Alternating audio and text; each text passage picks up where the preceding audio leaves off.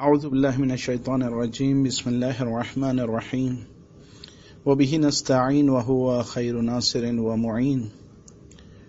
سلسلہ دروس مختصر دروس معارف قرآن و اہل بیت کے حوالے سے روزوں کے بارے میں آج یہ 8ویں گفتگو ہے۔ امام جعفر صادق علیہ الصلوۃ والسلام ارشاد فرماتے ہیں افضل الجہاد الصوم فی الحر،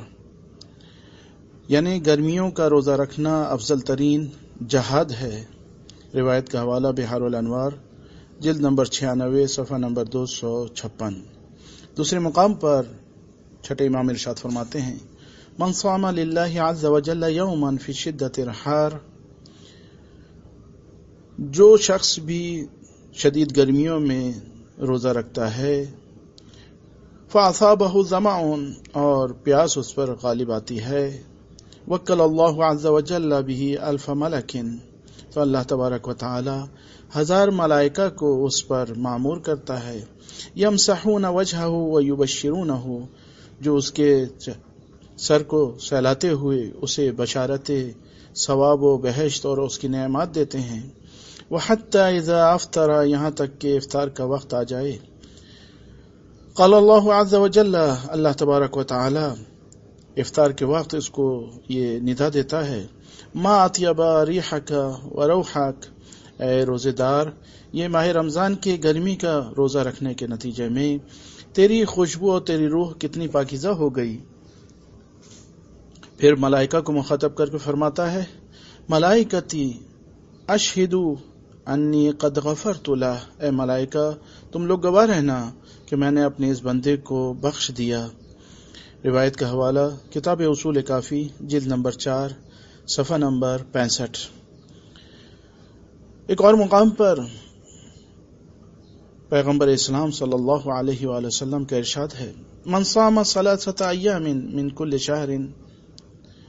جو بھی ہر مہینے 3 روزے رکھتا ہے کانا کمن صام الدہر کلہ، گویا اس نے پورے سال بھر کے روزے رکھے، لأن اللہ عز وجل یقول، کیونکہ اللہ تبارک و تعالی ارشاد فرماتا ہے من جاء بالحسنۃ فلہ 10 امثالھا، کہ جس نے ایک نیکی انجام دی اس کو میں 10 برابر اس کے لیے اجر ہے۔ روایت کا حوالہ کتاب دعائم الاسلام جلد نمبر 1 صفحہ نمبر 286۔ حدیث معراج میں یہ ملتا ہے کہ اللہ تبارک و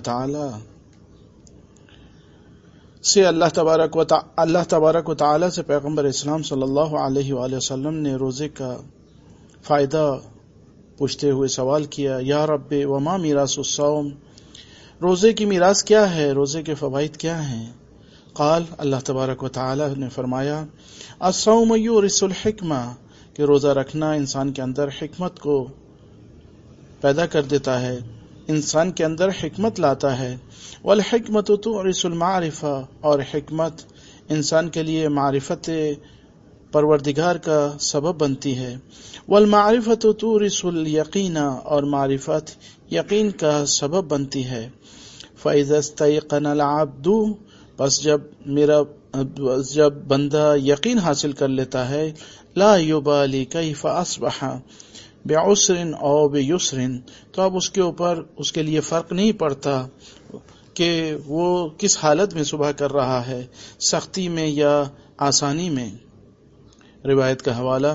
کتاب بحار الانوار جلد نمبر 77 صفحہ نمبر 27۔ وآخر دعوانا ان الحمد للہ رب العالمین۔